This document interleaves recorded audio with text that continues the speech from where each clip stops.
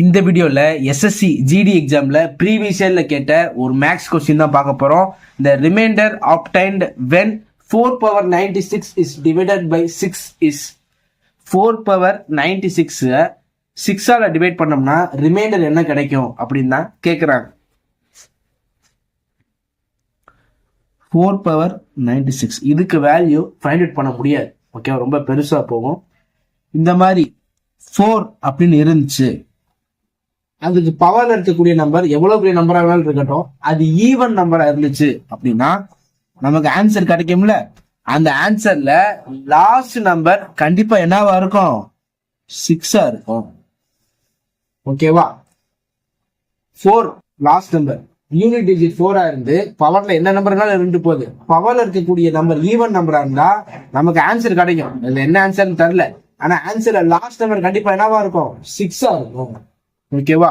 இப்ப இந்த 6 ஆல டிவைட் பண்றேன். முன்னாடி என்னமோ இருக்கு, அதான் நம்ம விட்டுருவோம். 6 ஆல டிவைட் பண்ண என்ன கிடைக்கும்? 0 கிடைக்கும். இப்ப 16 நான் 6 ஆல டிவைட் பண்றேன். ஓகேவா? 2s are 12, remaining 4. இப்போ 26 நான் 6 ஆல டிவைட் பண்றேன். ஓகேவா? 4s are 24, remaining 2. ஸோ ஒரு நம்பரை 6 ஆல டிவைட் பண்ணோம் அப்படின்னா ஒன்னு 0 கிடைக்கணும், இல்ல 4 கிடைக்கணும், இல்ல 2 கிடைக்கும். ஓகேவா? எக்ஸாம்பிள் பாருங்க. இப்ப அடுத்து நம்ம 36 கூட எடுப்போமே. 36 அப்படின்னா 6 ஆர் 36, ரிமைண்டர் 0. இதே 46 எடுங்க. 7s are 42, remaining 4. 56 எடுங்க.